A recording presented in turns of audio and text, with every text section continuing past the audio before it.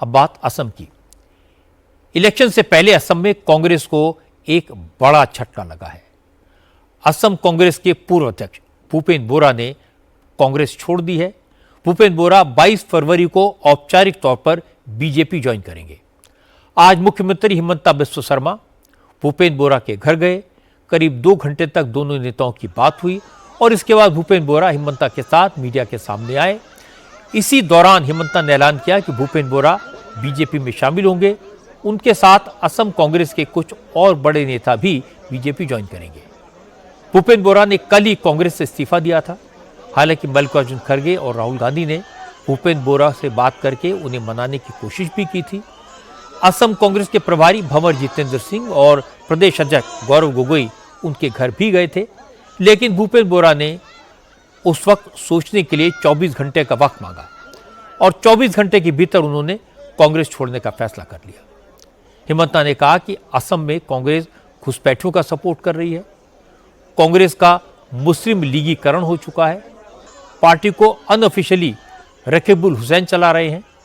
ऐसे में भूपेन बोरा के सामने कांग्रेस छोड़ने के अलावा और कोई विकल्प नहीं बचा था।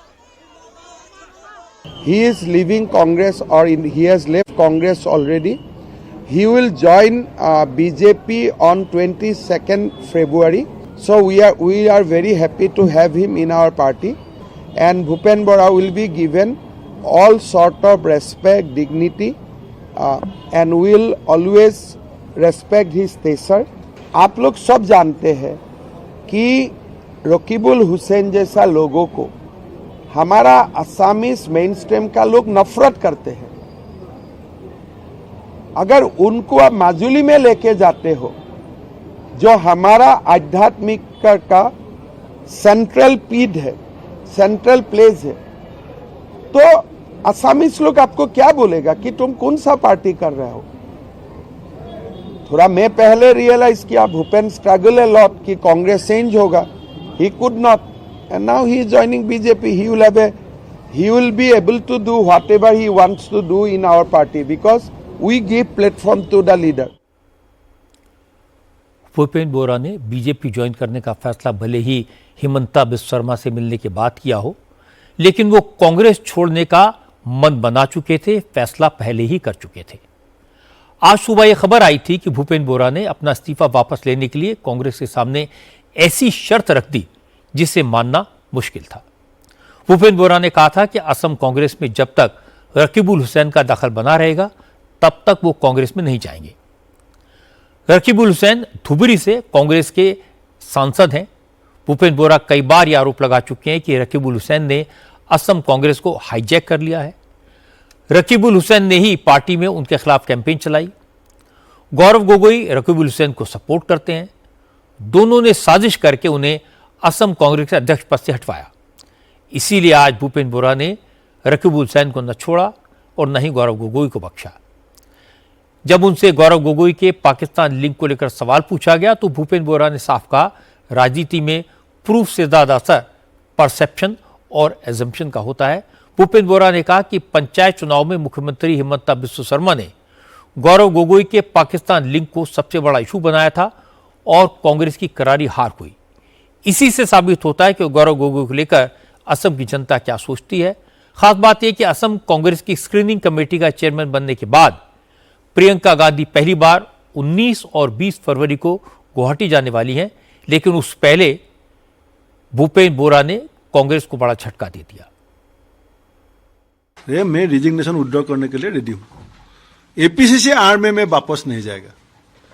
मैं वो एपीसीसी जो मैं छोड़ के आया था, मैं जब प्रेसिडेंट था, मेरा पहले जो प्रेसिडेंट था वो कांग्रेस में मैं था, वो कांग्रेस में मैं वापस जाने के लिए रेडी हूँ। असलियत में गौरव गोगोई का पाकिस्तान लिंक है क्या? देखिए, politics is not about proof, politics is about perception and assumption. Panchayat चुनाव का रिजल्ट आपका सामने है, और क्या आपको चाहिए प्रूफ? भूपेन बोरा की बातों से पता चला कि वो गौरव गोगोई से खासे नाराज थे। उन्हें लगा कि कांग्रेस में अब उनके लिए कोई जगह नहीं बची है, इसलिए वो धीरे धीरे हिमंता की तरफ खिसक रहे थे और अब खिसकते खिसकते पूरी तरह हिमंता के साथ आ गए।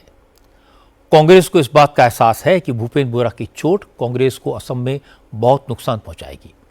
इसीलिए सबने मिलकर उन्हें रोकने की कोशिश की, लेकिन हिमंता अपने पुराने साथियों पर भारी पड़े। हिमंता ने कल ही कह दिया था कि भूपेंद्र बोरा असम में कांग्रेस के आखिरी हिंदू नेता थे। कांग्रेस के नेता कल हिमंता के दावे की हंसी उड़ा रहे थे, लेकिन हिमंता ने आज अपनी बात पूरी करके दिखा दी।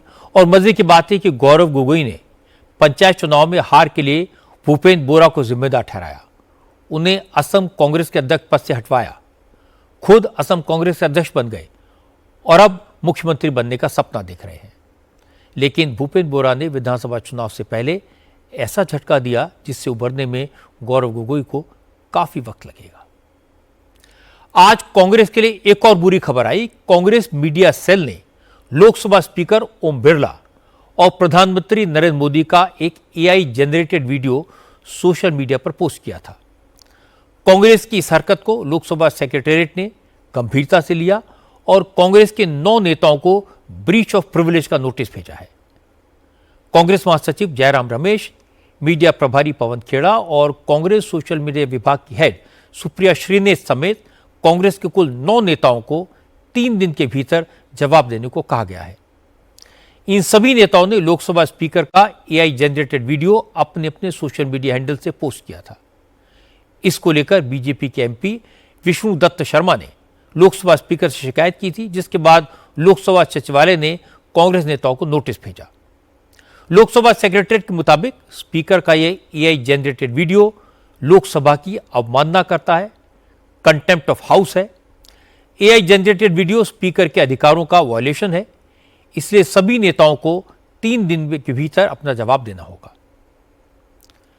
राजनीतिक दलों के बीच डिजिटल मीडिया पर नोकझोंक चलती रहती है। आजकल हर पार्टी के पास आईटी सेल है, सब एक दूसरे का मजाक बनाते हैं, लेकिन स्पीकर का पद संवैधानिक है, इन सब से अलग है। स्पीकर वैसे तो राजनीतिक दल का मेंबर होता है, लेकिन स्पीकर बनने के बाद उसके पास कई तरह के प्रिविलेज होते हैं।